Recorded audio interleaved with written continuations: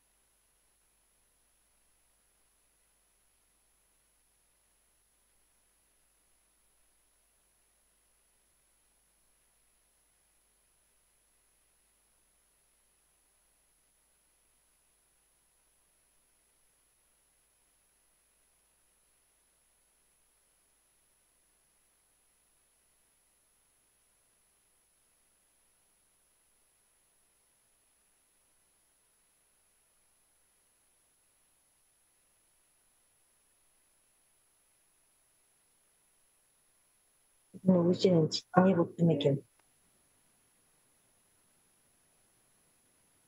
Бирден көрсөтпөй şey башталат.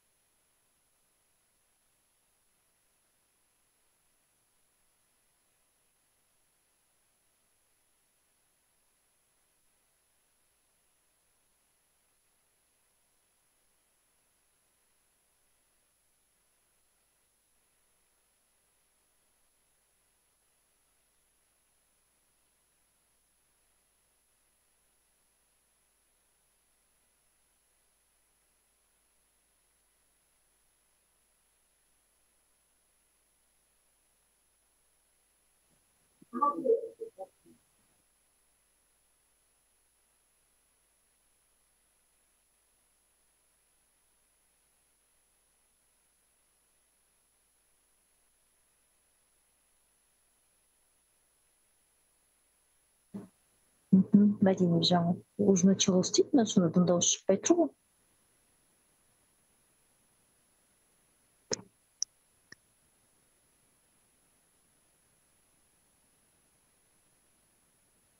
Мына жерден жетіп тұр мынау выйти деп тұр. Дауыс шықпай тұр ғой. Не шықпай тұр? Қанша главный біреу керек па, енді кіріп жатыр ма? Мен қалай кіремін мына кіру үшін? Мен қайдамын? Мен кіріп қойдым ғой бағана. Сен Дина нар кіріп жатқандығым. Мен Расул. Мен қайдамын сонда? Сіз жоқсыз мына жерде. Шоға жаңғаш. Бана осындай болып кетті де бетімді көрсетпей қалды. Мана шықтыңыз да бетіне? Иә, жоқ, мен бетім шыққан жоқ бана. Кірген бір ерден беті көрсетті, менікі андай выключить мой микрофон дейді. Армысыз, кадрлы әріптестер. Естіліп тұрмын ба? Естіліп тұрсыздар. Естіледі. Оларға көрінетін шығар. Микрофондарыңызды өшіріп қойсаңыздар, зумнан қатысып отқандар. Естіліп тұр бәрі жақсы. Жолаушыға кірдіңіз ба? Отыр ма? Жақсы. Осы ба? Өшіріп тұрған. Мен отырмын. Саламатсыздар ма? Видеоларыңызды қосып отырыңыздар, зуммен қатысып отқан әріптестер мүмкін болса, видеоларды қосып отырсаңыздар жолаушыға.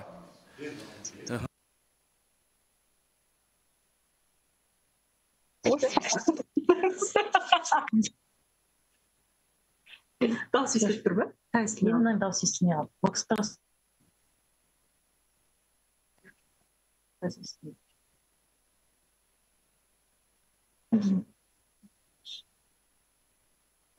Әріптестер, микрофондарыңызды атып қойыңыздар.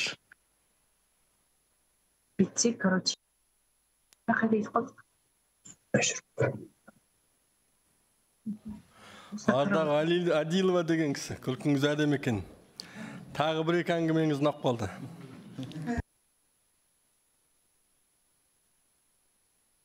білмеймін қыз, піспеген мына қалды.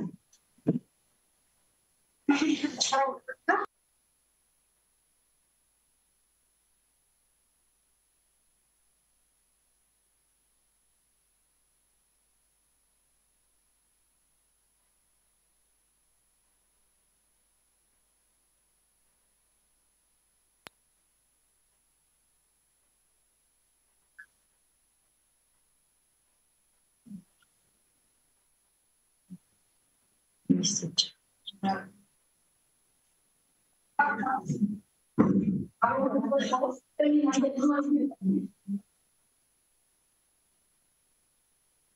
Интересно, наверное, интересно, чем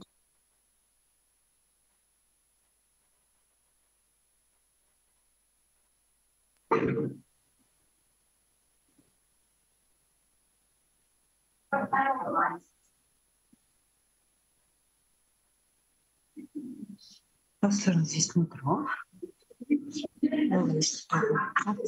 То есть, ана қазан сұраңызшы, енді мына не істеймін ба? аттарыңыз солай.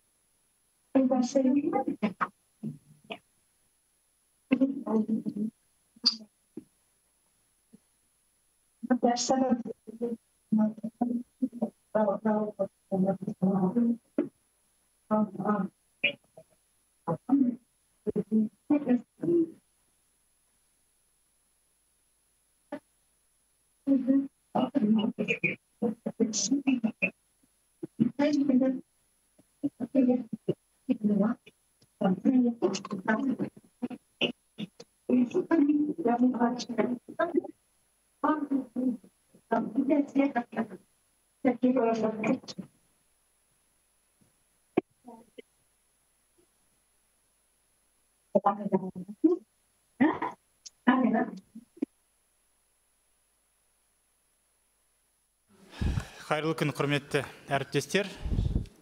Кезекті отырысты өткіземіз. Бүгінгі біздің күн тәртібінде өте маңызды мәселе қаралатын болады.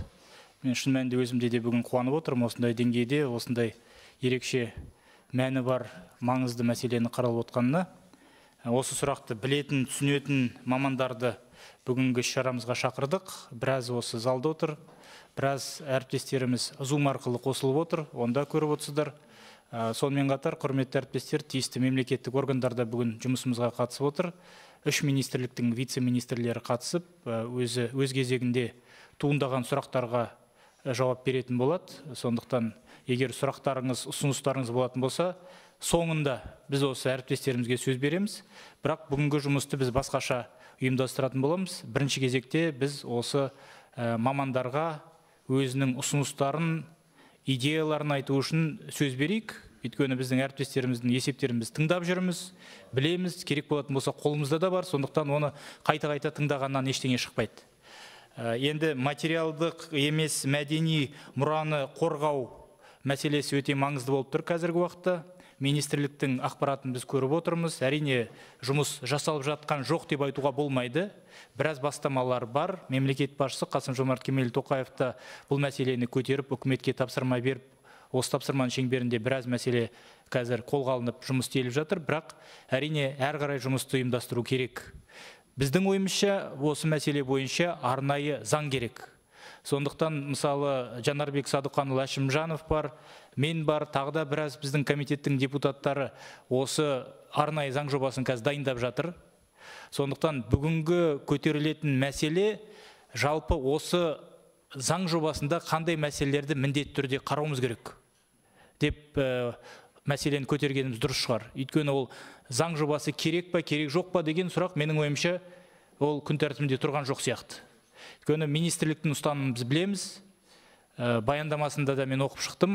Онда айтып жатқаны бізде мәдениет туралы заңда, басқа да заңдарда тиісті бір элементтерін қамту бойынша мәселелер бар. Сол заңның шеңберінде жүре берейік деген ұсыныстарды біз естіп жатырмыз. Бірақ біздің ойымызша арнайы заң керек. Өйткені біз оған кеңінен қарауымыз керек. Өйткені бұл тақырыпты түсінетіндер шын мәнінде шын айту керек көп емес. Көбінесе шатастырады, құндылықтармен шатастырады, материалды мұрамен, басқа да мәселелермен шатастыратындар көп.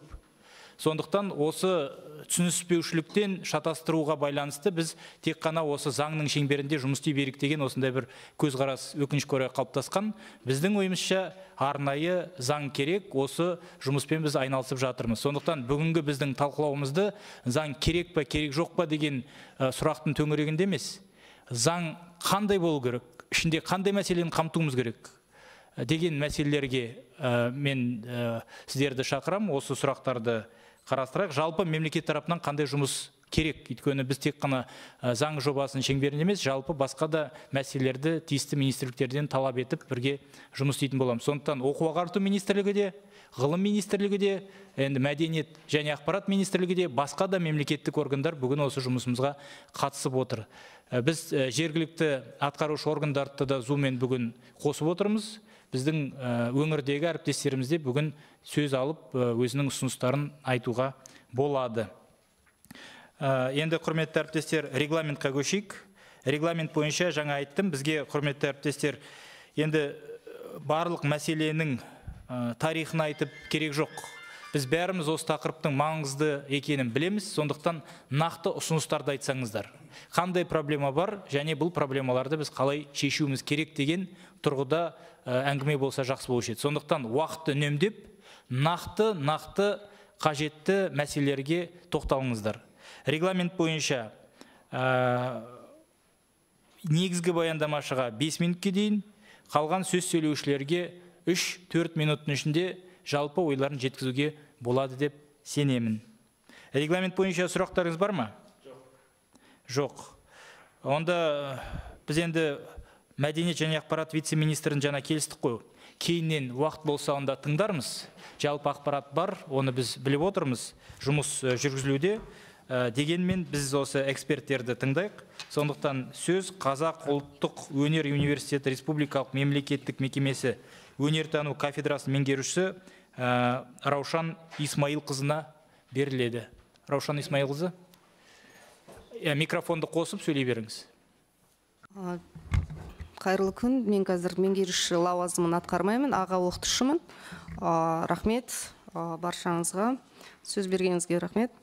Біріншіден мен өзімнің тәжірибемнен бөлісейін дегенім. Осыдан 10-15 жыл бұрын Мұхтар Әуезов атындағы әдебиет және өнер институтында ғылыми қызметкер лауазымында жұмыс атқарып отырғанда бізге сол 15 жыл бұрын осындай материалдық емес мәдени мұра бойынша формалар, таблица толтыруға құжаттар келді. Ол кезде біз әрине білмейміз, қалай жұмыс істеу керек, немен жұмыс істеу керек, нені атқару керек, бірақ оған қарамастан бірнеше жұмыстарды атқардық. 15 жылдан кейін мен байқауымша сол жұмыс әлі сол жұмыс. Нақты қалай экспедицияға шығу керек екен, нақты нені сараптап, нені зерттеу керек екен, біз ол кезде білмейміз. Бірақ дегенмен осы күнге дейін біраз жұмыстар жасалды. Мұзафаров Рустам Рахимовичтің арқасында министрлік біліп отыр, өте көптеген экспедициялар жасалынды. Бірақ менің ойымша қазіргі таңда не керек бізге? Біріншіден 2012 жылы «Наше наследие Our Heritage» атты фондтың негізінде 2012 жылы Қазақстан қолөнершілер одағы құрылды. Осы 12 жылдың ішінде көптеген жұмыстар атқарылды. Олар жеке сол Айжан Абдыманапқызы Бекулованың арқасында және де соған демеу болып, осы күнге дейін шетелдік компаниясы Шеврон көмек демеу бергеннің арқасында біраз жұмыстар атқарылды. Соңғы 2-3 жылда министрлік қолдау көрсетіп, музейлерде сол жиған терген 12 жылдың ішінде материалдарды көрме жасап, сондай жұмыстар атқарылды. Бірақ осы күнге дейін жиналған материалды көрсетуге, жаңағыдай әлемге паш етуге, ғылыми жұмыс атқаруға, жүргізуге мүмкіндік болмай тұр. Неге? Өйткені бізде нақты қолданбалы өнеріне байланысты музей жоқ. Музейде, мысалы, көршілес халықтардың нақты Әзербайжанда айтайық, кілем музейі бар. Ал бізде мыңдаған тоқыма өнерінің жәдігерлері жан-жақта шашылып жүр. Бір ма? Осыдан 10-15 жыл бұрын Айжан Абдыманапқызы Бекулова бұл сұрақты бірнеше рет көтерген, әлі күнге дейін ештеңе қозғалған жоқ. 12 жылдың ішінде мынау республикалық шебер атты байқаудың жеңімпаздары сол жұмыстарды жан-жақта таратып, шын айтсам, музейге апаратындай мүмкіндік жоқ. Оны сақтау керек, оны әрине зерттеу керек. Ол бір. Қазіргі мынау жиналған заттарды кішкентай ғана шағын пәтердің ішінде сақтап отыр. Өздеріңіз ойлаңыздар, қаншама ол жерде жәдігерлер бар. 12 жылдың ішінде 200-ден астам біздің шеберлердің жұмыстары өте жоғары мынау халықтар арасындағы ЮНЕСКО деген шеберлерге арналған сапа, знак качества деген бар. Сол сапа белгісін, сапа белгінің иеленушілері біздің Қазақстанда жоқ емес бар. бірақ олардың жұмыстары жан жақта шашылып жатыр. Сондықтан оны жүйелеп бір жерге алып келіп, сол жерде жұмыс жасап, сол жерде ворк-центр, мысалы қазіргі таңда өте креативті деген сөздер көп болып кетті ғой. Болсын хаб-центр дейма, бірақ сол кісілердің осы күнге дейін қандай жұмыс атқарды, қалай жұмыс істеу керек, әдіс тәсілдерін, дәстүрлі мынау білімдерін бөлісетіндей орталық керек. Және де бізде мынау мен жыл сайын шетелге, жалпы мынау көршілес біздің Өзбекстан мемлекетіне Silk and Spice деген фестивальға қатысам. Студенттерді біз ол жаққа өзіміздің қаражатымызға әрине апарамыз, таныстырамыз, өйткені көрші елде керемет сол фестивальдің аясында біраз жұмыстар атқарылады. Қандай жұмыстар? Шеберлердің сол Өзбекстандағы қай жерде орналасып отыр, соны көрсетеді. Қандай жұмыс атқарып отыр, оған демеу мемлекеттен қандай болып отыр, және де мемлекет қалай қолдап отыр, соның бәрін үйретіп көрсетеміз. Ал бізде ондай заң жоқ. Қандай көмек көрсетеді өзбек халқы? Өзінің шеберіне мастерской, шеберханасы бар. Сол шеберхананың қасында жабдықталған құрал жабдықтармен керемет өзінің пеш болсын, басқа да керекті заттармен көмектеседі. Үшінші, соған көмек ретінде ол жерде кішігірім маркеті бар, өйткені шетелден келген, мысалы, зерттеушілер болсын, тұтынушылар болсын, қызушылар, олар сол жерден заттарды сатып алуға мүмкіндігі бар. Және де сол жерде жасауға мүмкіндігі бар. Және бүкіл туристік кластер міндетті түрде сол шебердің шеберханасына барады. Ол міндеттелген заң бойынша. Ойыңыз түсінікті. Ойыңыз түсінікті. Енді жалпы сіздің ойыңыз түсінікті. Мен кішкене құрметті әріптестер кеңірек осы мәселеге қарауды ұсынамын. Келесі бізде нақты ұсыныстар, проблема нақты ұсыныстар. Әр қарай оның тарихы, енді оны біз бәріміз жақсы түсінеміз бұл жерде. Бір-бірімізге түсіндіретін мәселелер емес негізі. Бізде Мәулет Әрдәби мырза да қатысып отыр. Бар ма? Өзіңізге сөз беремін. Рахмет, құрметті Асқат Қанатұлы, құрметті жиынға қатысушылар. Енді материалдық емес мәдени мұра бойынша түсінік ұғымды жаңа Асқат Қанатұлы айтты, оны енді біз қайталап жатпаймыз. Жалпы материалдық емес мәдени мұра, ол енді білесіздер, бір сөзбен айтқанда рухани мұра біздің ұлттық. Оның өзі көрініс табатын 5 бағыты бар. Ең біріншісі материалдық емес мәдени мұраның тасымалдағыш ретінде тілді қоса алғанда пайымның түрлері мен нысандары. Екіншісі орындаушылық өнер, оның ішінде ән, күй, жыр, жарапазан, айтыс, жаңағы жоқтау, сыңсу, қар өлең, жұмбақ, жаңылтпаш, тақпақ, бәдік, аңыз әңгімеге дейінгі жанрлардың бәрі жатады. Үшіншісі әдет ғұрыптар, салт жоралар, мейрамдар, мысалы Наурыз мерекесі, басқа да қазіргі стандартта тойланып жатқан. Төртіншісі табиғат пен дүниеге қатысты білімдер мен әдет ғұрыптар. Бұл жерде де енді негізгі түсінік бере кететін болсам, мысалы қазақтың жаңағы қазақ астрономиясы деген бар, қазақтың жұлдызнамасы деген бар, мысалы сондай ұғымда. Енді бесіншісі дәстүрлі кәсіптермен байланысты білімдер мен дағдылар, жаңа Раушан ханым айтып кеткен, біздің өте кең саламыз бұл қолөнер саласы. Осы 5 салада көрініс табады. Енді біз осы жалпы мәдениет, ол үлкен 2 салаға бөлінеді, білесіздер. Біреу заттық мәдениет, біреу рухани мәдениет. Президент Қасым-Жомарт Тоқаев осы соңғы құрылтайларда әсіресе үлкен басымдық берді президенттің сөзіменен мынау заттық мұраға. Әлкей атындағы, Марғұлан атындағы археология институтын көтеруге үлкен пәрмен берді мемлекет тарапынан. Ол деген сөз тек қана институтты жасақтау емес, жалпы материалдық мұраны көтеру деген сөз. Ал енді жаңа айтып отырмын, рухани мұраның 2 саласы, біреу материалдық мұра, біреу материалдық емес мәдени мұра болатын болса, қазір материалдық мұраға өте жақсы жұмыс жасалып жатыр. Материалдық мұра туралы арнайы ережелер бар, заңдар бар. Тарихи мәдени ескерткіштерден бастап табиғат ескерткіштеріне дейін археологиялық қазбалар, зерттеулер өте жүйелі жүріп жатыр. Екінші бағыт біздің материалдық емес мәдени мұрадағы сала, жаңа Асқат Қанатұлы айтып отырғандай, заң керек па керек емес па деген емес, нақтылы керектігін қажет ететін жағдайға жетіп отырмыз. Биыл енді Қазақстан Республикасының ЮНЕСКО-ға есеп беретін, мемлекеттік есеп беретін жылы Сыртқы істер министрлігінің қасында арнайы материалдық емес мәдени мұра бойынша ұлттық комитет бар бізде. Ол жерде үлкен мамандар жұмыс істеп жатыр. Жаңа Раушан ханым айтқан Рустам Рахимұлы Мұзафаров, сол комитеттің орынбасары осы жұмда да сол комитеттің мүшелері отыр. Ол кісілерде енді заңның қандай ауадай қажет екенін біледі. Енді нақтылы ұсыныс айтатын болсам, шетелдік тәжірибеге қысқаша тоқтала кетейін. Мысалы, біздің Қазақстаннан басқа мемлекеттердің бәрінде қазір ақпарат құралдарында да ашық бар. Мәдениет министрлігінің заңынан бөлек арнайы материалдық емес мәдени мұраны қорғау, сақтау деген заң бар. Тек қана Қазақстаннан басқа шетелдегі мемлекеттерде. Ресейде де бар. Материалдық емес мәдени мұра неден тұрады? Бірнеше элементтен тұрады. Екіншісі оны сақтайтын мұрагерлерден тұрады, носительдер. Носительдердің өзі екі бағытта тұрады.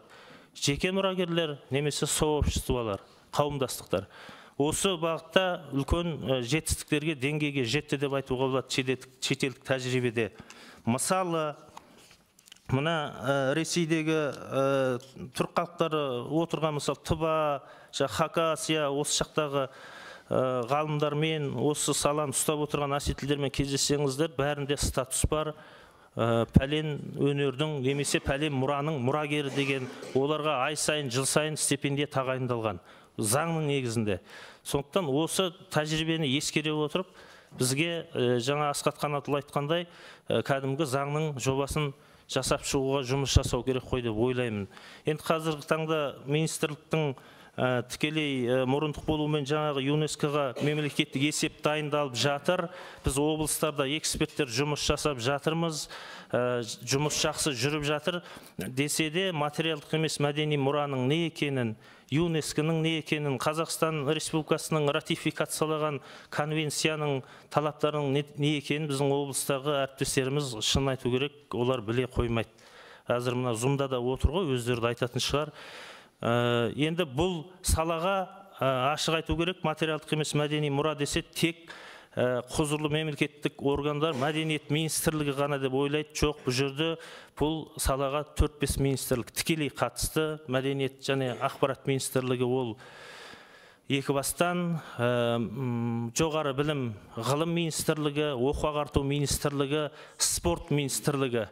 Осы 4-5 министрлік тікелей қатысты министрліктер. Осы министрліктерге қарасты басқармаларменен жұмыс істеп жатырмыз. Жаңа қайталап айтам, бұл саланы түсіну өте қиын болып тұр. Енді шынын айту керек, бұл саланың материалдық мұрадан өте несі, жаңа проблемалық мәселесі, бұл саланы адам ұстап отыр. Егер осы материалдық емес мәдени мұраның қандай да бір элементін ұстап отырған адам өмірден өтсе, егер біз жазып алып, сақтап, инвентаризация жасап, қорғамасақ, тіркеуге паспорттауға алмасақ, ол мұра бүкіл элемент сол өлген адаммен бірге өліп жатыр. Күні бүгінге дейін. Шынын айтайын, өнертанушы маман ретінде айтайын, Қазақстанның тәуелсіздігіне дейін, күні бүгінге дейін біз республика тұрмақ, бір облыстың өзін Затаевичтен бері қарай толық қанды жинамаған елміз, шынын айту керек. Мына материалдық емес мәдени мұраны. Мысалы, әр ғалым өзінің шамасы жеткенше, өзінің аяғы жеткен жерге дейін ғана жүріп келе жатыр. Бұл керісінше совет заманында кезінде өзбек ағаларымыз бар, Қаныш Сәтбаев аталарымыз бар. Сол кісілердің кезінде керемет жүрген екен деп ойлаймыз, Затаевичтердің кезінде. Ол кезде жағдай жоқ болды, бірақ қазір бәрі бар, қазір не жоқ, бәрі бар. Цифровой аппаратқа дейін, бірақ жұмыс басқаша болып тұр. Сондықтан арнайы заң өте қажет. Енді мен осы орайда бірнеше қысқаша ұсыныстар айтқым келеді. өкімет пен министрлік және облыс әкімдіктері материалдық министрліктер, жаңағы 4-5 министрлік, өкімет пен министрліктер тиісті және облыс әкімдіктері материалдық емес мәдени мұраны сақтау, қорғау, насихаттау бойынша төмендегідей ұсыныстарды ерекше назарға алу керек деп ойлаймын. Біріншісі, осы сала бойынша шетелдік тәжірибені ескеріп, үкімет пен мәдениет және ақпарат министрліктері тиісті министрліктерменен бірлесе отырып, ғылыми практикалық тәжірибесі мол мамандардан құралған арнайы жұмыс тобын құрып, қазақ халқының материалдық емес мәдени мұрасын қорғау арнайы заң жобасын әзірлеу керек деп ойлаймын. Екіншісі, тиісті министрліктер атсалыса отырып, әрбір облыс, аудан әкімдіктері бойынша материалдық емес мәдени мұраны қорғау бойынша 2003 жылғы Париж конвенциясына талаптарына сай, Қазақстан Республикасының материалдық емес мәдени мұраларының ұлттық тізіміне енген және оларды сақтаушы мұрагерлерді облыс, аудан басқармалары мен өлкетану музейлер қызметкерлерінің біліктілігін арттыру бойынша ЮНЕСКО-ның рәсімдеріне сәйкес жұмыс жүргізілмей отыр. Мысалы, облыстардың мәдениет басқармасының негізгі бағыттарының бірі облыс аумағында ЮНЕСКО-ның тізіміне енген 13 элемент және Қазақстанның материалдық емес мәдени мұрасының ұлттық тізіміне енген 80 элемент бойынша кең көлемді түгендеу жұмыстарын жүргізуі тиіс. Сонымен қатар облыс әкімдігі тарапынан мәдениет саласы қызметкерлерін облыс көлеміндегі материалдық емес мәдени мұра элементтерін ЮНЕСКО-ның өкілдік тізіміне енгізу мақсатындағы маңызды жұмыстарды сапалы және жүйелі жүргізу үшін оларға ЮНЕСКО-ның талаптарына сай арнайы семинар сабақтарын жүргізуді тездетіп қамтамасыз ету керек.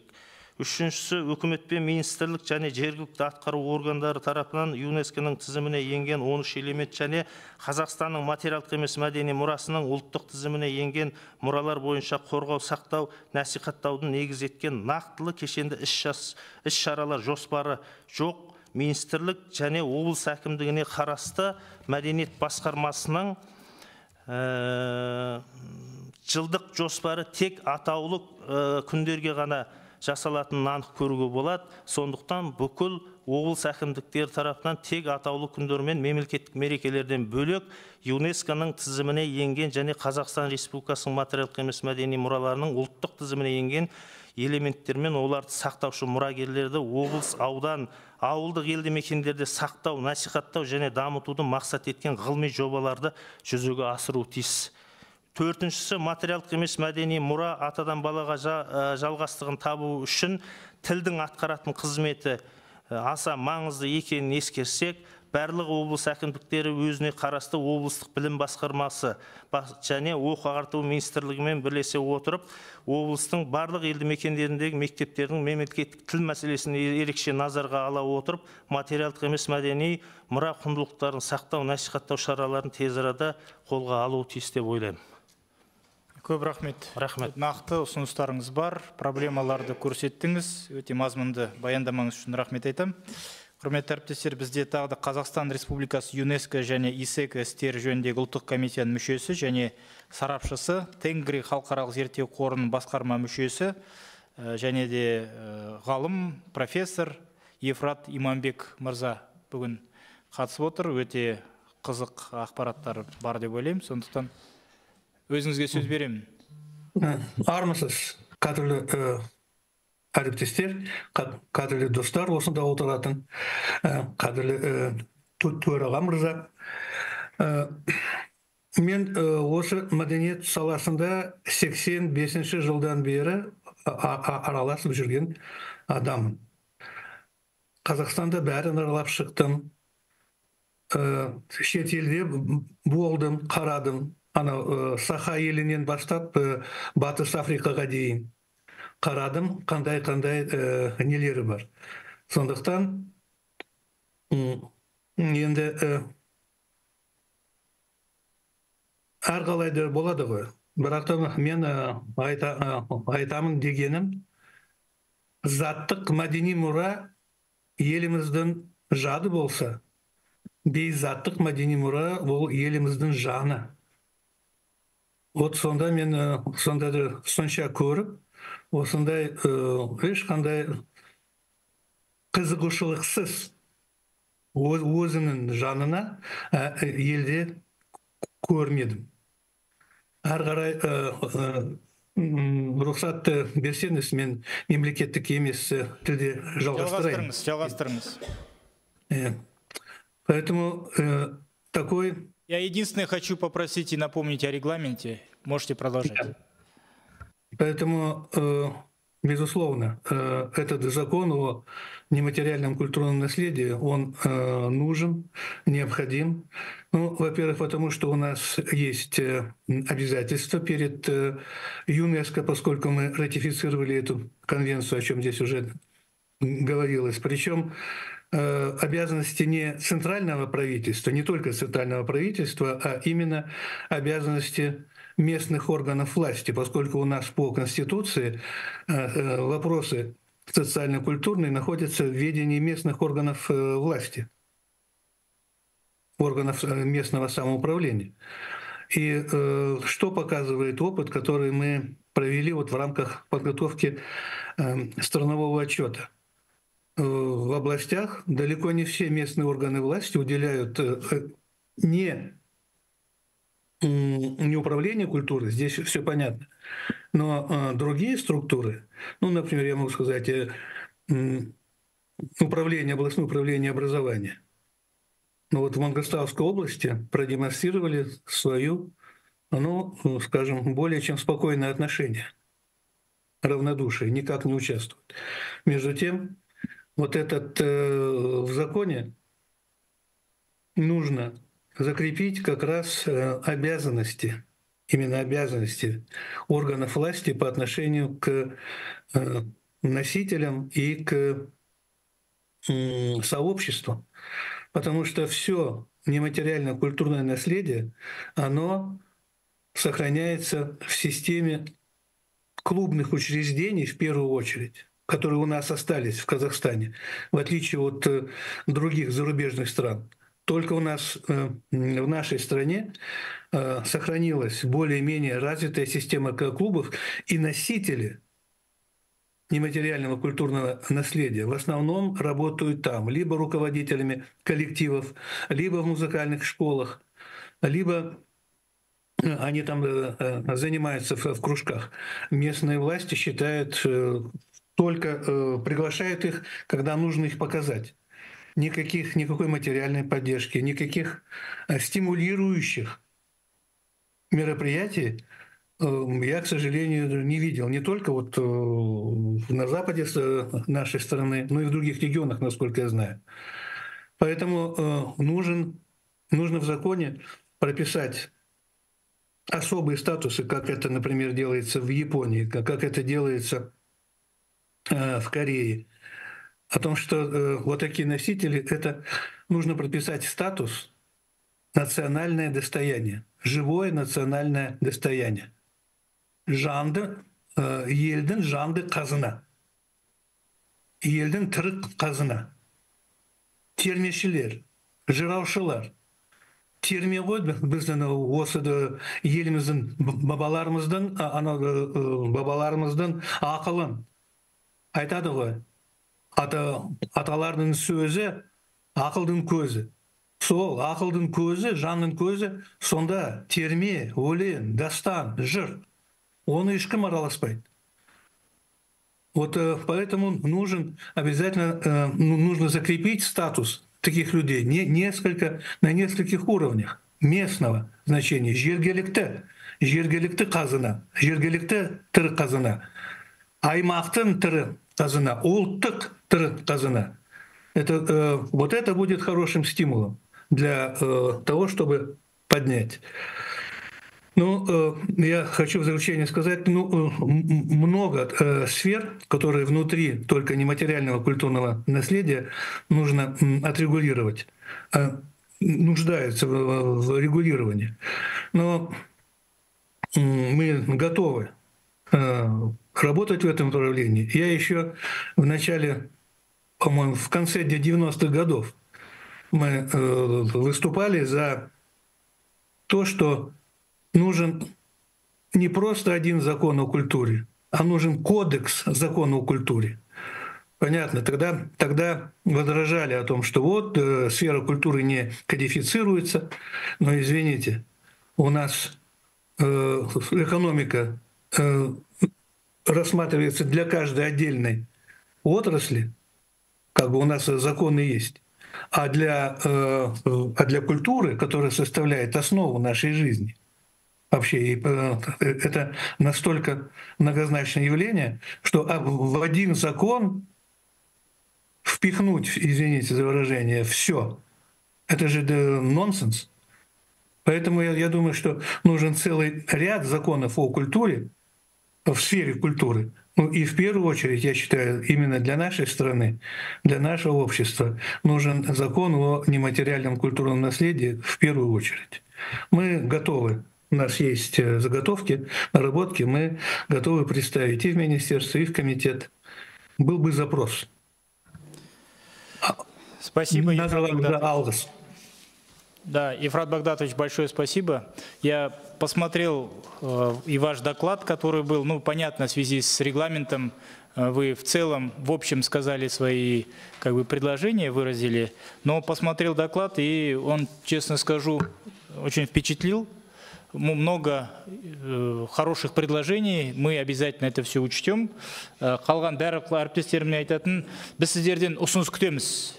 Бүгін біз тек қана жиналып, бір-біріміздің баяндамаңыз тыңдап, одан кейін жан-жаққа кететін бұл жиын емес. Бұл жерде біз проблеманы көтеріп, пікір алмасып, одан кейін осы тақырып бойынша сіздерден нақты ұсыныстарды күтетінімізді айтқым келеді. Ол бір. Екіншіден, бұл заң жобасы бойынша жұмыс басталғанда, онда сіздерді де осы жұмыс тобына қосып, әрі қарай жұмыс істеу керек болады. Сондықтан бұл нақты жұмыс, ол жай ғана жиналыс емес, жиналып қана кететін. Одан кейін оны бірге сіздермен бірлесіп жұмыс істейміз деп ойлаймын. Бізде, құрметті әріптестер, тағы да сөз сұрап отқан азаматтарымыз бар. Қазақ ұлттық өнер университеті республикалық мемлекеттік мекемесі өнертану ғылымдарының кандидаты Құрманғалиева Меруерт Санатқызы сөз сұрап отыр дейді. Меруерт Санатқызы, қысқа да нұсқа басты мәселеге тоқталсаңыз. Армысыздар, мен айтқан сөздеріне қосыламын. Ардаби дұрыс айтқан, Раушан Исмаиловна, Ефрат Багдатович, менде оны бәрін бар, мен қайтадан айтпайым, тек қана кешірім сұраймын, жеткізу үшін мен орысша жалға берем. Енді с утра сидела, посмотрела концепцию культурной политики Республики Казахстан 23 по 29 год. Хороший документ. Но из практики, вот сейчас мы ездили по областям, как Ефрат Багдатович говорит, в Мангистауской области очень спокойно относятся к нематериальному культурному наследию. У меня такая же ситуация по западной Казахстанской области. И не то, что, я скажу, спокойная. Люди, управленцы, они не знают, что такое нематериальное культурное наследие. Это то, что передается устно, то, что не переделывается на новый лад, а интерпретируется по-новому, скажем так, да. И в связи с этим хочу сказать, что концепция культурной политики, она хороша, но она не предусматривает то, что НКН, нематериальное культурное наследие, это живое наследие, которое передается и сейчас, оно существует. И столько у нас айтысов проводится, столько концертов, фестивалей проводится. А какой конечный результат всех этих мероприятий? Никто не учитывает, потому что не понимает сути политики, скажем, государства. А она есть или нет, тоже неизвестно. Честно скажу, почему такое впечатление создается, потому что у нас нет единого контекста культурно-идеологической политики. Если бы у нас была концепция культурно-идеологической политики, может быть, все звучало бы по-другому. Поэтому механизм... Нет у нас механизма заказа. В советское время был очень хороший механизм. Идет такая идеология, поэтому заказывается под этот механизм произведения там, искусства, культуры, проводятся айтысы и так далее. Ну, раньше айтысы были под запретом, но в то же время это очень хороший инструмент в руках государства для того, чтобы делать именно государственный заказ. Для того, чтобы преподносить для молодежи все новые вызовы современности и так далее. Да? Это и айтыскеры, это и кюйши, это все наши деятели искусства, искусства, которые сегодня существуют. И вот почему еще это очень важно, потому что это надо еще смотреть, чтобы в законе было предусмотрено, чтобы у нас не случилось того, чтобы произошел кризис идентичности нации, это раз. И второе, чтобы было понятие обязательно культурного кода нашей страны и нашего народа. Культурный код – это тоже совершенно как будто устаревшее понятие, но как будто не существует на самом деле. Это очень сильно, это то, на чем зиждется вся наша культура. И хотела сказать вот еще что. Как по нашим наблюдениям, я думаю, что многие эксперты с нами согласятся, да, со мной, нету какой-то связи между верхом, то, что вот в Астане, какие директивы выходят и так далее, и то, что делается в областях. Полностью отрыв друг от друга. Они не понимают, что здесь вот творится вообще, что от них требуется. Они проводят мероприятия, потом отчитываются, на этом все заканчивается. И нет понимания того, что по каждой номинации и элементу у области должна быть разработана стратегия продвижения этого элемента. То, как они должны это как бы утверждать, наверное, защищать каким-то образом. И это обязательно надо внести в закон. И каждая отрасль, каждый номинант, каждый элемент у нас в стране живет сам по себе. Создали федерации КИШи, там, федерации айтискеров. Эти федерации сотрудничают с госорганами, но опять-таки скажу, что все потом заканчивается на уровне федерации. Они отчитываются тем, что они выкладывают это в Facebook, в соцсети, чтобы узнали, что они существуют. Я, правда, не знаю механизма, как они материально поддерживаются, я это даже не интересовалась. Потом есть еще такая проблема, например, в Западно-Казахстанской области я ездила, искала, есть ли у нас там Кузбелик, оказывается, никто не знал, а был один человек только нашелся, Айбулат Курумбаев, который делает конкурсы по Кузбелику, и как бы государство ранее, видимо, не обращали на них внимания совершенно. Парень один носит на себе такую вот большую тяжесть. И, естественно, очень много носителей, которые сами по себе работают, мастерские в домах находятся, щеберли, те, которые делают казахские музыкальные инструменты, у них совершенно не приспособлены для мастерских, так сказать, помещения, но они работают, они что-то делают. И теперь мы хотим сделать закон, и как бы пожелание, одно из пожеланий тоже, это чтобы был обязательно и статус носителя, и на каждом уровне как бы предопределенный, конечно, чтобы было обязательно учтено то, что было какое-то стимулирующее начало. Да? И самое главное теперь, самое главное это то, что у нас теряется понятие сакральности наших номинаций, наших элементов. Я по всей области Западного Казахстана только в одном месте увидела это, когда Асахату, и там Мурзагиреева, такая тренер, она показывала девочкам каждое движение, как кидается асах, и что это обозначает, как сакрально, какой сакральный смысл это несет. И вот это вот у нас теряется. То есть, я извиняюсь, заканчиваю я. Ага. И последнее еще скажу, вот обязательно статус сакральности надо внести. И еще в Западном Казахстане есть Кюшели Кудага, там Аскар Кенжигалиев, вот он сказал хорошую вещь. Он говорит, как хорошо было бы, если бы мы снова Домбру делали, вооружали щек-термен не из лески, а прям открывали классы, где играли на домбре, где из щек сделано, струны. И вот это вот все знание должно, потому что щек – это это наш звук, это наш национальный код, это наша как бы стратегия и наш конур, то есть тот звук, который наш ментально должен, он во всех ремеслах везде существует, конур понятие. Мы это должны нести, и это обязательно, мне тоже кажется, надо в законе отразить. Спасибо.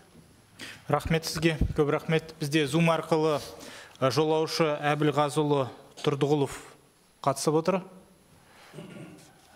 Бар ғой? Я тыңдап отырмын. Я өзіңізге сөз беремін онда. Рахмет. Қадірлі әріптестер, барлықтарыңызға сәлем бердік. Бүгінгі мынау жиналып отырған мәселе өте жақсы мәселе деп ойлаймын. Мен енді қысқаша ғана айтайын, мынау шебер деген халық өзі көп сөйлей бермейді. Бірақ қысқаша ғана осы музыка аспаптарын жасаушы шебер ретінде мен ортаға өзімнің ұсыныстарымды айтқым келеді. Осы аспаптану мәселесімен 50 жылдан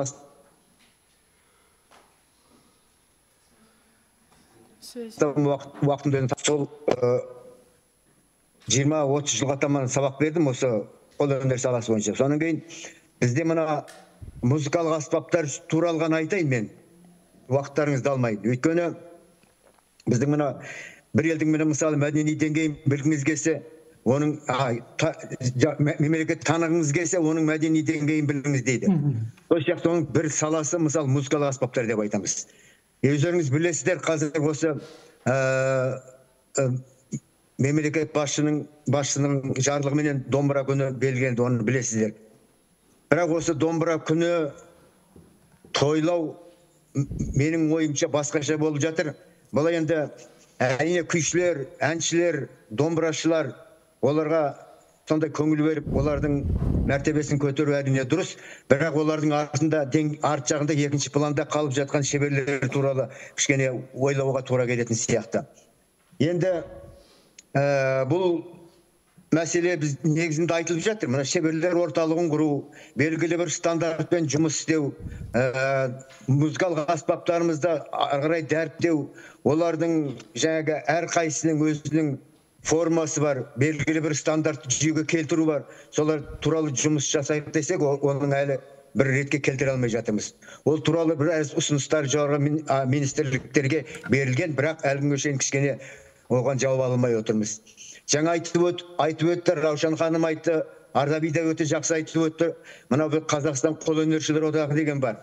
Төрайымы Бекулова Айжан ханым, сол кісінің жанкештілік еңбегінің арқасында осы қолөнер жақсы өрістеді деп айтуға болады. Бүкіл әлем танып отыр қазір қазақтың қолөнерін. Сол қолөнершілер одағының арқасында. Ал енді мына тағы бір мәселе айта кететін нәрсе, орталық жоқ, белгілі бір. Шеберхана жоқ. Мысалы шетелдерге барып көрдік, мысалы Өзбекстан, Индия, сол сияқты үлкен мемлекеттерге барғанымызда шеберлерге жасалып жатқан оларға шеберхана бөлу, материалдармен қамтамасыз ету, сол сияқты белгілі қажетті дүниелер жасалып жатыр.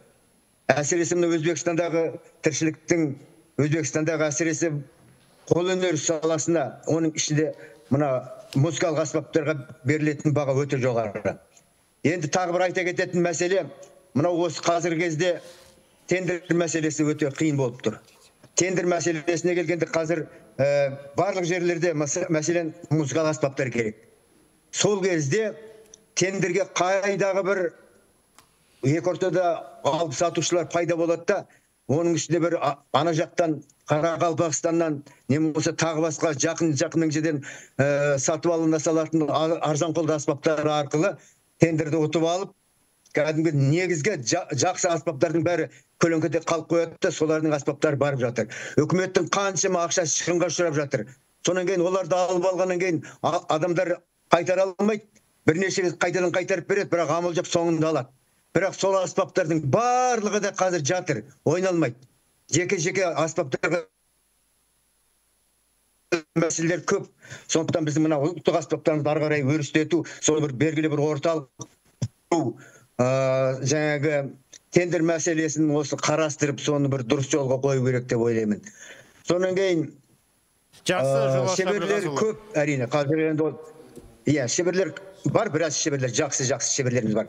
Бірақ солардың барлығын бір орталыққа келтіріп, әркім өзінің көрпесін өзіне қарай тартпайтындай етіп бір жақсы бір орталық құру керек деген сияқты. Рахмет сіздерге.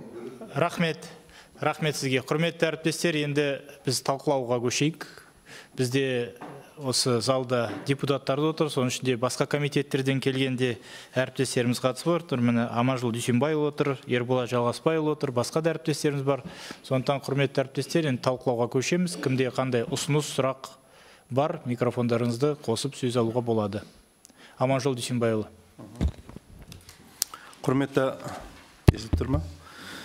Құрметті әріптестер, бүгін біз өте маңызды мәселені талқылап отырмыз. Расында да біздің материалдық емес мәдени мұраларды қорғау туралы заң керек. Енді оны мәдениет туралы заңның бір тараушасы ретінде қарау деген сөз, ол таза ақылға сыймайтын нәрсе. Сондықтан бүгінгі таңда халықаралық деңгейде өзге мемлекеттер, өзге елдер қандай қадамдар жасап жатыр, ең құрмаса соған шолу жасап, кішкене таразылауымыз керек қой деп ойлаймын. Бүгін өкінішке қарай ұрпақ жақсы мен жаманды, асыл мен жасықты, пайдалы мен пайдасызды құнды мен құнсыздың арасын ажыратуға қабілетсіз болып бара жатыр. Біздің ата-бабаларымыздың ғасырлар бойы қалыптастырған жаңағы рухани мұраларымыз санадан көмескіленіп бара жатыр. Сондықтан да біз материалдық емес мәдени мұраларымызды армен де, заңмен де қорғауымыз керек деп ойлаймын.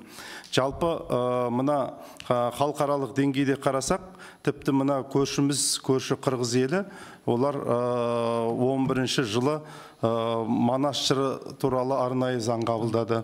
Қателеспесем, 13-ші жылы осы материалдық емес рухани мәдени мұраларды қорғау туралы заңдарын қабылдады. Ал енді тіпті Европаның өзінде, Францияда материалдық емес мұраны қорғау туралы заң бар.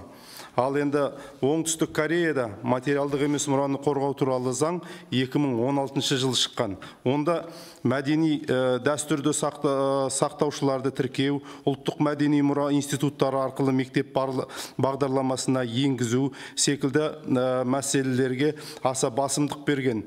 Нәтижесінде жастардың дәстүрге қызығушылығы артқан, 100-ден астам ұлттық және аймақтық бағдарлама іске асырылған. Осы секілді Жапонияда ұлттық тірі қазыналар бағдарламасы қабылданған, Қытайда мұрагерлер жобасы бар, Италияда гастрономиялық бағыттар мен фестивальдар туралы. Осы секілді, мысал үшін, Үндістанда қолөнер мен дәстүр билерді қолдау бағдарламасы бар. Ал біз осы арқамызды, аузымызды толтырып, мәдени мұра бағдарламасы дейміз, бірақ осының өзін осы науқаншылдықпенен, немкеттілікпенен, құлықсыздықпенен, осы ашық тесік, жыртық тесік тұстары әлі көп. Сондықтан да жаңа баяндамашылардың мен баяндамаларының барлығын сараптап, қарап шықтым. Оның ішінде өзіме ұнаған ұсыныстарды белгілеп қойдым. Керек болса, соңыра сіздерге жаңаға берермін. Сонда, мысал үшін, мына ЮНЕСКО-ның қорғауына енген 13 элемент, солардың барлығын біз өзіміздің ішімізде, Қазақстанның ішінде дұрыстап қорғай алып отырмыз ба? Яғни, тіпті ЮНЕСКО-ның қорғауына енген мұраларымыздың өзін біз дұрыс қорғай алмай отырмыз. Енді ұшақтың бортына сыймаған құндылық адамның жүрегіне, ұлттың жүрегіне қалай сияды? Сондықтан да бізде бір санамызда әбден миымызға қалыптасып қалған, біз егер өзіміздің рухани құндылығымызды, мәдени мұраларымызды түгендей бастасақ, өзіміздің мемлекеттік тілімізді қорғай бастасақ, тіпті өзгелер келіп ертең кінәлайтын секілді бір жасқаншақтық, бір осы бойкүйездік әбден сүйегімізге дейін сіңіп алған, осыдан құтылуымыз керек. Сондықтан да мен ойлаймын, жалпы мынау маркетинг пен брендинг бойынша, мысал үшін жаңағы айтқан домбыра, күй өнері, киіз үй, айтыс, құсбегілік сияқты элементтерді әлеуметтік желілер арқылы тартымды форматта насихаттау керек деп ойлаймын. Өткенде президент айтты ғой, жалпы біз әлеуметтік желіде, кеңістікте әдемі өмір үлгісін насихаттай білуіміз керек деп. Сол секілді біз қазір әлеуметтік желіде жастарымыз бойына нені сіңіреді? Атыспен шабысты әртүрлі жаңағы адамның санасын улайтын лас ақпараттармен уланып жатқан кезде, керісінше иммунитетіміз қалыптасу үшін біз жаңағы осы ұлттық құндылықтарымызды, мәдени осы мұраларымызды осы әлеуметтік желі арқылы тартымды форматта соны насихаттай білсек, бұл да өзінің оң нәтижесін береді деп ойлаймын. Ұлттық брендтер арқылы гастрономия, қолөнер мен дәстүрлерді коммерциялық түрде дамыту мәселесіне мән беруіміз керек. Креативті индустрия мен білімді ұштастыра білу, яғни мектептер мен жоғарғы оқу орындарында ұлттық дәстүрлерді үйрететін арнайы бағдарламалар енгізу керек деп есептеймін. Жастар арасында трендтік форматта челлендждер, байқаулар ұйымдастыру, бұл да өзіндік бір маңызды деп ойлаймын. Жалпы біз ұлттық мәдени мұраларымызды ғылыммен байланыстыра отырып, білім беру жүйесіменен байланыстыра отырып, жалпы туризм арқылы дамыту мәселесі, сосын өзіміздің бизнес өкілдерін осыған жұмылдыру арқылы осы кешенді түрде осылай қорғай алмасақ, дамыта алмасақ, осы баяғы сынық арба күйімізде, осы шиқылдаған қалпымызда кете беретініміз ақиқат. Сондықтан құрметті әріптестер, алдағы уақытта осы әттеген-ай деген тұсымыздың барлығын түгендейтіндей дұрыс заң жобасын дайындауға Алла сәтін салсын. Көп рахмет.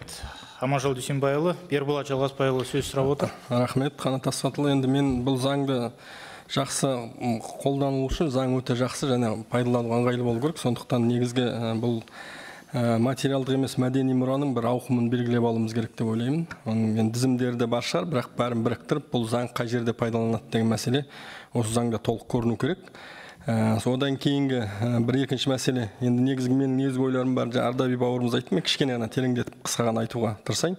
Жаңа өкілетті орган міндетті түрде заңды бір өкілетті орган оларға жүргізіп отыру керек. Енді ол бірнеше министрлік болатын болса, олардың арасындағы міндеттемелері толық айқын жазылу керек. Өйткені ертең атқа шөпті кім салар деген мәселе осы жерден туындап қалуы мүмкін. Одан кейін міндетті түрде бұл енді салт дәстүр әдет ғұрыпқа байланысты болғаннан кейін насихаттаушы, салт дәстүр насихаттаушының бір статусын анықтап, ол кісінің де белгілі бір қоғамдағы орнын осы жерде белгілеп алуымыз керек. Ол кісінің қандай бір мысалы халыққа біздің осы әдет ғұрпымызды насихаттайтын адам болғаннан кейін ол кісінің де бір белгілі бір статусы болу керек. Сосын бұл мәдени мұраны қорғау мәселесі. Мысалы үшін әлгі жартылай жалаңаш біздің ұлттық киімімізді киіп алып киіз үйде билеген қыздарға біз ең соңында ештеңе істеген жоқпыз ғой. Өйткені бұл заң бойынша біз оларға ештеңе істей алмаймыз. Сондықтан осы жерде қорғау мәселесі және біз оны қай деңгейде қорғаймыз. Бұл жаңағы әкімшілік бір мәселеде қараймыз ба, жоқ болмаса бұны бір қылмыстық деңгейге дейін апарамыз ба, осы мәселелердің бәрін осы заңда егжей-тегжейлі қарап алуымыз керек деп ойлаймын. Рахмет. Рахмет. Ринат Рифхатұлы. Рахмет, Асхат Қанатұлы. Мен қысқаша бір нәрсе айтқым келіп тұр. Негізі заңнан бұрын материалдық емес мәдени мұра деген не екенін анықтап алайықшы, құрметті әріптестер. Материалдық емес мәдени мұра деген бағана сіздердің айтып отырғандарыңыз бір тармағы ғана, ол халық ауыз әдебиетін ғана айтып отырсыздар. Жыр, терме, айтыс деген ол сол материалдық емес мәдени мұраның бір тармағы ғана. Ең үлкен материалдық емес мәдени мұра ол біздің шежіреміз. Біреуіңіздің аузыңыздан ол сөз шыққан жоқ. Шежіре. Одан кейін қазақтың жыл санағы, ай санағы, уақыт өлшемі, ұзындық өлшемі Қарыстан бастап ит өлген жер дегенге дейінгі өлшем бар бізде. Сағаттың өзінің атауы бар, айдың өзінің атауы бар, апталықтың өзінің атауы бар. Осының барлығы біздің материалдық емес мәдени мұрамыз. Ал жаңа өнер тармағы ол бөлек. Сондықтан осыны нақтылап анықтап алу керек. Менің ұсынысым көп емес. Біріншісі жаңа заңның керектігін барлығы айтып жатыр. Сонан кейін бұл жерде 4 министрлікпен тікелей жұмыс істеу керек екен. Мәулет Ардаби мырза дұрыс айтты. Енді осы 4 министрлікпен тікелей жұмыс істейтін бізге не комитет керек, не агенттік керек. Онсыз іс өнбейді. Бос жүрмейді ол ештеңе. Өтірік болады. Мынандай отырыстың жүзін жасайық, ол жүрмейді. Одан кейін осы материалдық емес мәдени мұрамызды реализациялайтын орталық керек бізге. Орталық. Осыны нақты жүйелеп қарап отыратын. Сонан кейін бұны арнайы қаржыландыратын қор керек. Жыл сайын бұны бюджетке келіп, министрлік ойбай, мынау керек деп емес. Біз мысалы хоккей клубтарына ақша тауып жатырмыз ғой. Самұрық қазынадан, басқасынан. Осыны міндеттейтін бір қаржыландыру орталығы, қорыма бірдеңесі керек. Енді бесіншісі мамандар даярлау. Бұл жерден кішкене қиындық болады. Өйткені материалдық емес мәдени мұраны ұстап жүрген адамдар мамандығы жоқ олардың көбінің. Бәрі ауылда, олар қазір университетке жұмысқа кіргізе алмайсың, мектепке жұмысқа кіргізе алмайсың, бірақ келешекте осы мамандарды даярлау үшін біз оларға жаңағы кәсіби біліктілікті арттыру туралы заңды пайдалана отырып, соларды арнайы жұмысқа алып, солар арқылы жұмыс істеуіміз керек. Ал оның ішіне спорт та кіреді, өнер де кіреді, тарих та кіреді, мақал, мәтел, тіл әдебиет, филологтарыңыз да кіреді. Осының барлығын жиынтығы арнайы бір егер материалдық емес мәдени мұрамызды қорғаймыз десек, атамыз қазақтың жеті атасын білмеген жетесіз деген сөзін алға тартып, ең бірінші шежіреден бастап осыны ретке келтіруіміз керек деп ойлаймын. Рахмет. Рахмет, Ринат Рифхатұлы. Тағы да Қазбек Құрманғалиұлы сөз сұрап отыр. Рахмет. Өзекті мәселе өте материалдық емес мәдени мұраны заңдылыққа алып келіп, оны реттеуіміз өте қажет. Соның ішінде мына ұлттық спортқа байланысты мына көптеген мәселе бар. Ұлттық спорт айналасындағы мына ат әбзелдерін дайындаушылар, енді ол мына қолөнершілерге жата ма, жатпайды ма? Мысалы, мына тағашыларымыз бар, оларды дайындау мәселелері бар. Жаңағы Ринат Рифхатұлы жақсы айтып кетті. Жалпы маман даярлау мәселесі де осы жерде өзекті болып табылады. Материалдық нормаларды енгізгеннен кейін осы заңдылықты бұзған үшін жауапкершілікті міндетті түрде қарау керек. Әкімшілік жауапкершілік ол өз алдына бөлек, сонымен қатар қылмыстық жауапкершілікті қандай да бір заңбұзушылықтар болған жағдайда осы нормаларға да біз өзгерістер енгізу керек деп есептеймін. Рахмет. Құрметті әріптестер, тағы да бар ма? Сөз сөйлеймін дегендер? Сізге сөз бердік қой, сөз бердік. Құдайберген Бексұлтанұлы. Рахмет, Асхат Қанатұлы. Бірінші мен айтайын деген, біздің мәдениет министрлігіне 2004-те ғой деймін. Біз асыл мәдени мұра бағдарламасын қабылдадық. Сол кезде заңда қабылданды. Ол қалай? Қазір қандай деңгейде? Не бітірді ол заң? Қаншама қаражат бөлінді? Жан-жақтан барып артефакт анау әкелеміз деді. Кітап жазамыз деді. Жазды ма, бар ма, пайдасы бар ма, жоқ? Рухани. Жоқ, рухани жаңғыру емес. Мәдени мұра деген бағдарлама 2004-те қабылданған. Сол білгім келеді. Екіншіден, бүгінгі біздің өмір неден тұрады? Шок пен шоу. Шок дегеніміз таң атыс күннің батысы өлтірді, апат, үйтті, бүйтті, зорлап кетті. Содан басталады. Екі шоу деген теледен басталады. Кім кіммен ұйықтап қойды, кім кіммен ойнас жасады, кім кімнен туды, сол біздің телевидение көрсететін сол. Екіншіден, біз қазір бесікке салу, үйлену, тұсаукесер, соның бәрін біз кімге беріп қойдық? Ағай-сағай қазір шоу өткізеді. Қайдағы киім киіп алады, конькимен шығады, үйтеді, бүйтеді. Соның бәрі шоу жүрді. Сол нағыз дәстүрдің өзі жоғалды. Нақты біздің бабаларымыздың соның бәрін қалай болды? Оның ешкім нені насихаттамайды соның бәрін. Рахмет. Жақсы, онда Дәулет Төлетайұлы. Рахмет, Асхат Қанатұлы. Мен бұл жерде бір ұсыныс ретінде алдағы уақытта заң қабылданған кезде де ұмытып кетпесек екен деймін.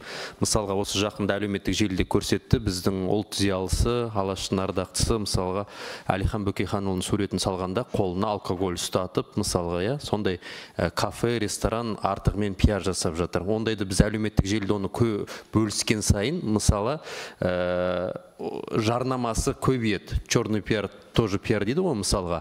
Сондықтан да дәл осындай біздің ұлт зиялылары болсын, немесе танымал тұлғаларды да осындай мақсатта пайдаланатын кезде де жаңағы айтқандай жауапкершілік тұстарын ұмытпау керек бізде, өзім есептеймін. Рахмет. Рахмет. Бізде Евгений Дмитриевич Кочетов мырза отыр. Сіз дайындалыңыз. Бізде тағы да кім? Ереке. Рахмет, Асхат Қанатұлы. Құрметті әріптестер, үлкен мәселе екен. Шынында да мен де қуанып отырмын шынымен. Бұл мәселе 20 жылдың басында Ахмет Байтұрсынов тұңғыш оқу ағарту министрі болған кезде ол кісі осындай үндеу жариялаған, халық шығармашылығын жинайық деп. Соған байланысты Жүсіпбек Аймауытовтар, Мәшір Жүсіп көпейіпке барып, Сұлтанмахмұтқа барып, Затаевичтің келе осының бәрі осымен байланысты. Оның кеңес кезінде бір көтерген соғыстың кезінде мысалға мұрын жырауды Маңғыстаудан алдырып, Қырымның 40 батырын жыратып алып қалды.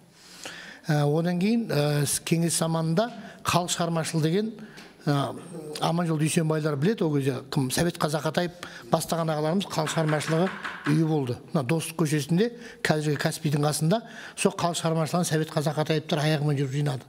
Мардан Байділдаев сияқты ол жерде ақсақалдар жұмыс істеді. Сол Мардан Байділдаев пен Мұхтар Мағауин 5 жылайын шығарды. Соның бәрін қоры кеп, академик Сейіт Қасқабасов бабалардың 100 томдығын шығарды. Материалдық мәдениеттің бірінші түрі сол. Сосын Ринат Рифхатұлы жаңа жақсы айтып отыр. Бұл жерде біз шынында да материалдық емес мәдениетті анықтап алуымыз керек. Халықаралық классификацияда оның 5 түрі бар.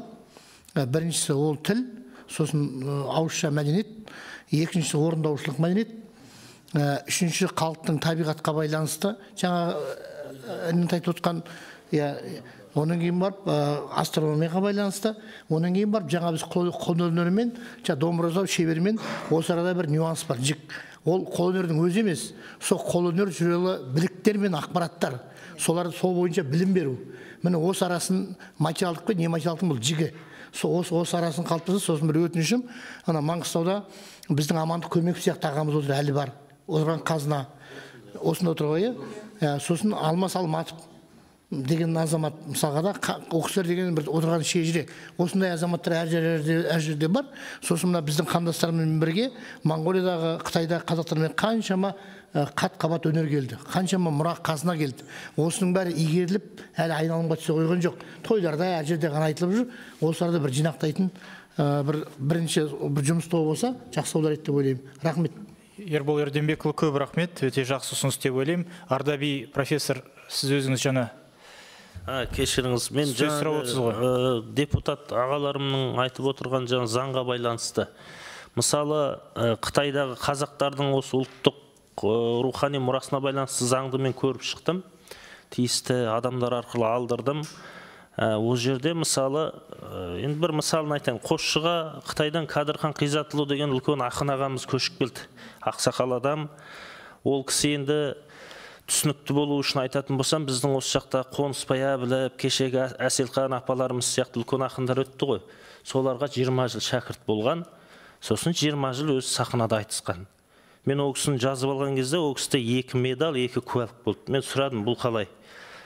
Мен осы материалдық емес мәдени мұраның 2 элементі бойынша Қытайда өкіл болып табылғам дейді. Ол жақта біздікі сияқты бір жиналыс ашып, бекіте салмайды. Оларда кәдімгі не бар, механизм бар. Аудан дәрежелі, облыс дәрежелі, өлке дәрежелі, Пекин дәрежелі. 4 дәрежемен өзі белгілі уақыттарында комиссия арнайы қарап, бұл толама, толмайма, мұрагер шынымен де сол мұраның өкілі емес пе, содан іріктеп өткізеді. Бұл кісі бірінші куәлігі менен медалы қой сойып, мүшелеп, қонақ күту дәстүрінің мұрагер екен. Мысалы, ет, қой, зат қой, бірақ оның білім дағдылары, мысалы, қойда қанша без болады, Асқат Қанатұлына қандай мүше тартылады, маған қандай мүше тартылады, үлкен білім мен дағды. Соның мұрагер екен, соған беріпті. Екіншісі жаңағы өзі 20 жыл айтысқан, жаңағы ұлы ақындардың мұрагері болған, соған берген куәлік екен.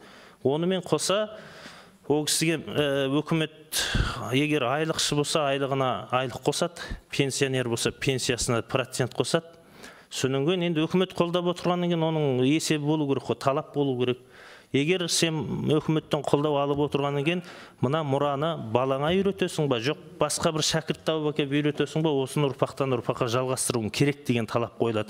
Жаңа ағаларымыз айтып отырған талап заң бойынша сол жерде ашық жазылған, егер соны мұрагер болып танылған адам дұрыс егер міндетін атқарамаса, заң алдында жауап береді деген. Сондай баптары бар, қызық енді. Ол жерде біздің жаңағы шит оқу, айран үйту, қымыз ұстау, қымыздың Сарыарқаның қымызымен шығыстың қымызы мысал ұстау бапта ұқсамайды. Толып жатқан бүкіл қандай элемент бар өмірді, тек қана ән мен күй айтыс емес, жаңағы қой сойып, мүшелеп, қонақ күтуге дейінгі традицияны сақтауға. Міне былтыр ғана Қытайдың үкіметі қазақ халқының сол жақтағы мақал мәтел айту дәстүрін мемлекеттік қорғауға алды. Жылына біздің теңгемен 40-50 миллион бөлінеді. Ол жаңағы мақал мәтелді сақтап отырған адамдарға стипендия беріледі, солардың арқасында конкурс жасалады. Мастерской керек болса, жаңағы жолаушы ағамыз сияқты мастерской ашып береді. Ол кісі ары қарай жаңа традицияны ары қарай жалғастырамыз. Қазақтың ұлы шеберлер болды. Қамар Қасым, кешегі Ахмет Жұбан Туладан алдырған Романенконың көзін көрген осы жолаушы ағаларымыз, соғысының технологиясын көрген.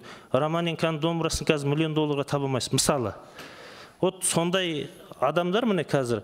Жаңа жолаушы ағаның айтып отырған домбыра күні туралысын мен ашық айтып кетейін. Мысалы, домбыра күні бізде Құдайға шүкір әншілер, күйшілер, басқа өнер адамдары мемлекеттен қолдау алып жатыр жылына, марапат алады, республика күні бар, мәдениет күні бар, желтоқсанда.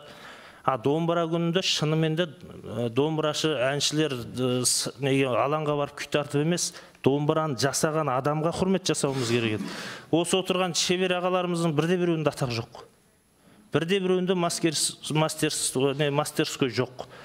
Сосын бізде музейлер бар, қаншама жәдігерлерді инструменттерге сақтап. Соларда бір штат жоқ, бір шеберді бір музейге қоятын болса, 16 облыста 16 музей бар, орталық қалаларда бар. Керек болса 2-ден штат берсін, домбыраны ары қарай сақтайды жасалуын. керемет дүние, өздері мысалы қолдау мемлекеттік. Осындай толып жатыр. Егер болатын болса, ол заңның аясына үстінен бәрі кіру керек қой деп ойлаймын. Рахмет. Рахмет. Қазбек Жарылқасынұлы. Рахмет, Асхат Қанатұлы. Бұл жалпы өте маңызды жиын өтіп жатыр деп ойлаймын. Соның ішінде мынау жаңағы Мәдени мұраның ғылыми зерттеу институтының бөлім басшысы өнертану докторы Ардаби Мәулеттің баяндамасы өте маңызды екен. Рахмет айтамыз. Сізге мен толық оқып шықтым мына мәселелерді. Осының ішінде бір мәселе де айтылады. Яғни біздің бүкіл осы рухани мұрамыз, материалдық емес мұра дегеннен гөрі рухани мәдени мұра десек те болады. Материалдық емес деген қазақ тіліне келмейді жалпы. Осы рухани мәдени мұрамыз өмір сүру үшін ең басты мұрамыз рухани ол тіліміз сақталу керек. Осы мәселеге көңіл аудартты кім Ардаби бауырымыз. Мысалы, мына жерде былай дейді. Мынау материалдық емес мәдени мұраның атадан балаға жалғасып өміршеңдігін сақтай алудың ең басты шарттары біріншіден мемлекеттік тілге байланысты дейді. Яғни мемлекеттік тіліміз айналымда болғанда ғана. Және оны мысалмен келтірген. Ақмола облысындағы 4 ауданды келтірген, сол ауданда анау жаңағы қандас бауырларымызбен келген біздің ұлт мәдени мұраларымыздың өзі өшіп бара жатқан. Өйткені ол жерде мемлекеттік тіл қолданысты жоқ. Мектеп жоқ, балабақша жоқ. Сондықтан да мынау ең соңында мынау 4-шісі материалдық емес мәдени мұра атадан балаға жалғастығын табу үшін тілдің атқаратын қызметі аса маңызды екенін ескерсек, барлық облыс әкімдіктері өзіне қарасты облыстық білім басқармасы және оқу ағарту министрлігімен бірлесе отырып, облыстың барлық елді мекендердегі мектептердің мемлекеттік тіл мәселесін ерекше назар ала отырып, мәдени мұра құндылықтарды сақтау, насихаттау шараларын тез арада қолға алуы тиіс дейді. Яғни ең басты осыдан бастауымыз керек сияқты. Біз мәдени мұрамыз сақталып қалу үшін. Әйтпесе негіз жоқ болса, ол ешқайда өспейді. Рахмет. Жақсы, рахмет. Тағы да жарияласақ болады ғой, баяндамаңды. Жақсы, рахмет. Қазонда Аманжол Дүйсенбайұлы, одан кейін Жанарбек Садыққанұлы, сосын. Ардаби бауырым Қытайды мысалға келтіріп отыр ғой, сол Қытайда мысалы үшін фольклорды цифрландыру бойынша үлкен жақсы нәтижелерге қол жеткізген. Мысалы үшін бүгінгі таңда олар дәстүрдің 5000-нан артық түрі цифрландырылған. Сол секілді бізде осыны цифрландыру мәселесін қолға алуымыз керек. Сосын мына бүкіл жаңағы анимациялық өнімдерден бастап, балаларға арналған мультфильмдерден бастап, солардың тұла бойында тіпті кино индустрияда да болсын, бүкіл салаларда осы біз ұлттық құндылықтарымызды, ұлттық рухани мұраларымызды насихаттаудың бір әдіс тәсілдерін табуымыз керек деп ойлаймын. Рахмет. Дұрыс айтып отыр, цифрландыру өте маңызды. Кезінде мен есімде министрлікте істегенде Матыжанов Кенжехан ағамыз, о кісіні тағайындадым, әдебиет және әдебиет өнер институтына тағайындап, барып сонда жұмысымыз бастағанда, сонда жаңағы несін қарадық. Фольклорды жинақтаған баяғы уақыттан қаншама экспедициялардан қалған анау бабиналарда енді соған жазған ғой. Соны екеніз барып қарасақ, енді жағдайы мүшкіл болды. Бір-бірімен ұйқасып, сосын соған арнайы қаражат беріп, соны цифрландыруды бастап едік. Бірақ бұндай толып жатқан әлі ақпарат көп қой. Оның барлығын цифрландыру керек. Өйткені ол адамдар жоқ. Олар сол қаншама алдыңғы ғасырда болған азаматтар тіпті олар жоқ, соның тек қана дауысы, сол ақпарат қана қалды. Оны жоғалтпасақ, бізде оны ешқашан біз оны қалпына келтіре алмаймыз. Сондықтан жаңа сіз айтып отқан цифрландыру деген ол ерекше маңызға ие мәселе. Бұнда біз міндетті түрде қарастыруымыз керек. Өйткені бұны жоғалтпасақ болды, жоқ, ол адамдар қайтып келмейді. Сол адамдармен бүкіл ақпарат кетті. Жанарбек Садықанұлы, өзіңіз, одан кейін әріптестерімізбен жалғастырайық. Рахмет, Асхат Қанатұлы. Қысқа ғана енді мен мына баяндама дайындап келдім, оны оқып жатпайын. Бүгінгі өте үлкен маңызды жиын рас. Негізінен осында үлкен бір саланың басында тұрған жақсы мамандар жаңа баяндамаларын сасқалақтап па немесе бұл кішкене толық жеткізе алмай жатыр, или уақыттан қысылып жатыр ма, регламентке неғыламай жатыр ма, әрқайсысының көкірегінде сайрап тұр. Біз осы бүгінгі жалқы талқы жиыннан кейін енді біздер жұмыс тобын құрып жақсылап іске кіріссек, осы бұл жерде ширегі ғана отыр мамандардың. Еліміздің жаңа кім Ринат айтып отқан, Ринат Рифқатұлы айтқан бұл четі ғана ғой, орындаушы ғана емес, басқа емес, бұл түпсіз терең осы жерде бүкіл енді шежірені өте орынды айтты. Шын мәнінде осы біздің материалдық емес құндылықтарға бір жататынымыз шежіре ұрпақ сабақтастығын да реттейтін. Сондықтан біз ең әуелі енді қазір элементтерді анықтап алсақ нақты. Өйткені 100-ге жақын үлкен элемент бар, оның қазір уақыттың ағымына ілесе алғаны бар, ілесе алмағаны бар, соның бәрін іріктеп, бүгінгі біздің ұлтқа жаңа Ефрат ағамыз дұрыс айтады. Шын мәнінде материалдық емес құндылықтар ұлттың жаны. Егер осы дүние болса, ұлт бар. Егер бұл дүние жоқ болса, ұлтта жоқ.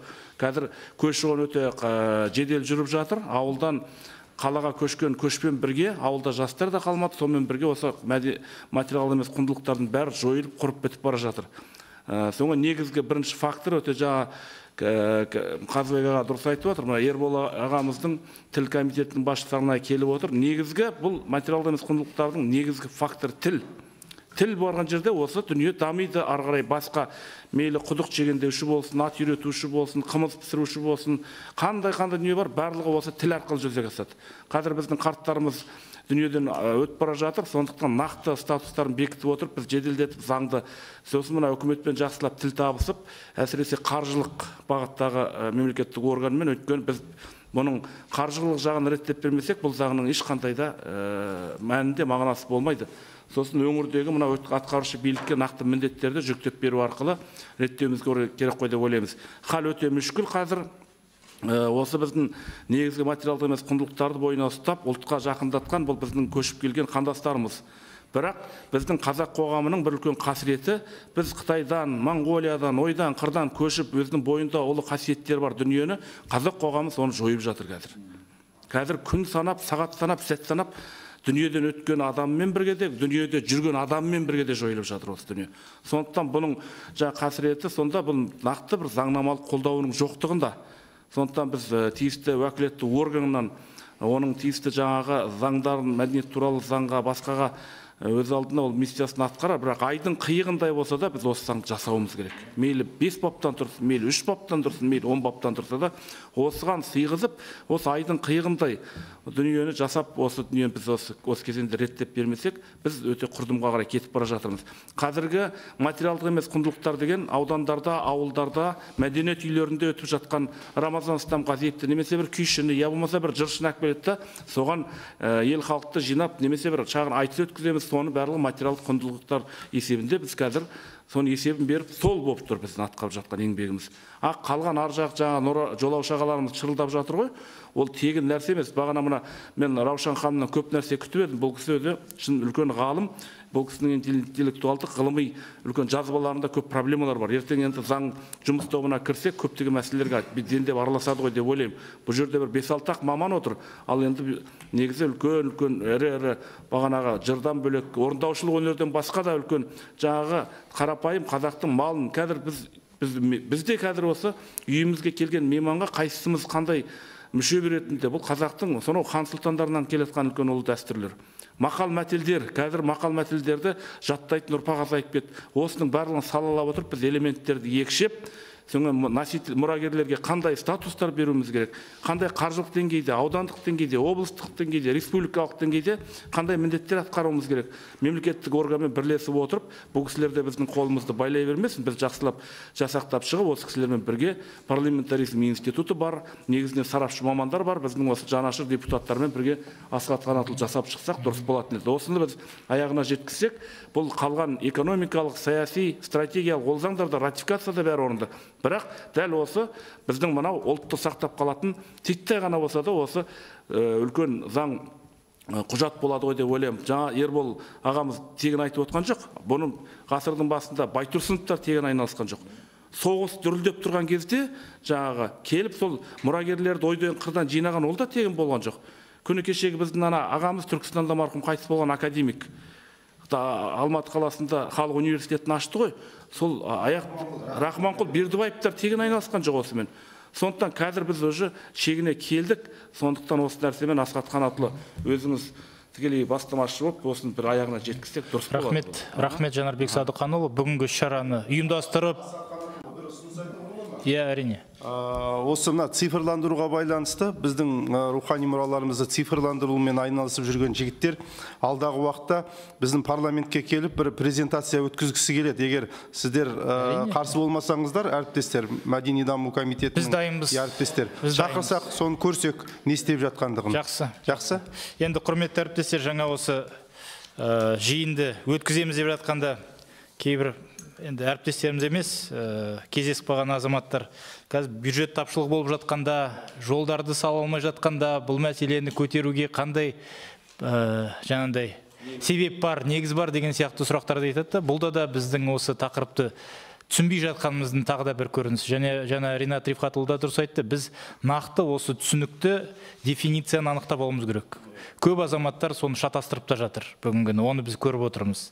Жалпы енді қоғамдағы аномия да осыған байланысты шығар, өзіндік ерекшелігімізді сақтап қалу, идентичность дейміз бе, ұрпақтарды байланыстыратында да, осындай жаһандану заманында ұлттық сақтап қалудың да бірден бір жолы осы жаңағы осы руханиятымызда материалдық емес, мәдени мұраны қорғауымызға байланысты деп мен өзім санаймыз. Сондықтан құрметті әріптестер, ұсыныстарыңызды күтеміз. Айтып отырмын ғой, бұл тек қана жиналып, 1,5 сағатты өткізіп, одан кейін әрі қарай кете беретін шаруа емес. Сондықтан ұсыныстарыңызды берсеңіздер, біріншіден, екіншіден бұл жұмысты жүргізіп, заң жобасын қабылдап, онымен жұмыс дегенде жұмыс тобына сіздерді жұмыс істеуге шақырамыз. Үшіншіден, енді осы арнайы институт керек деп жатыр, ол ғылыми зерттеу бір орталық, менің ойымша ол міндетті түрде керек. Онымен бір жаңағындай тұлға, бір заңды тұлға ұйым айналыспаса, онда әрине ол бір нәтиже болады деп айту қиын.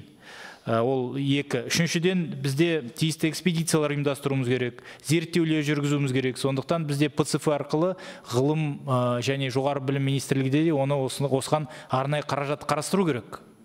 Енді біз кеше ғана ВНТК-ны өткіздік қой, қыруар қаражат бөлініп жатыр. Соның ішінде осы экспедиция бойынша, зерттеу бойынша басқа жұмыстарға да бөлу мәселесі маңызды. Сосын енді бар мұрағатты цифрландыру жұмысында да біз осы заңда міндетті түрде қамтимыз. Сосын жаңа біз Ринат Рифхатұлы сіз айтып жатсыз ғой, 3% сияқты ғой бұл, креативқа берілген.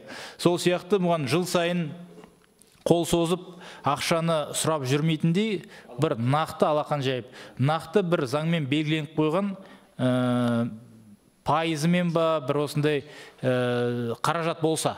Мысалы, біз қазір бір жақсы шешімді қабылдап жатырмыз, бұл осы креативті индустрияға бір тиісті түсетін бір түсімдерден 3%-ын шегелеп беріп қою. Сонда бұлар бұл ұйым ештеңеден қорықпайды, уайымдамайды, жыл сайын бір қаражат түсіп отырады, сонымен жұмыс істейді. Міне осы мәселе бойынша да біз тек қана бюджетке қарап отырмай, бюджетте қазір ақша бар, ертең жоқ, тапшылық, басқа деп отырмай, нақты осындай бір тетікті анықтасақ. Солай ғой.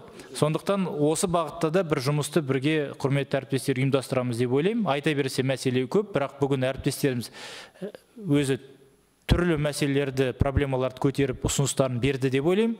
Сондықтан осы күрделі, бірақ қажетті мәселеге қатысып, өз пікірлеріңізді білдіріп, ұсыныстарыңызды бергендеріңізге көп рахмет айтамын.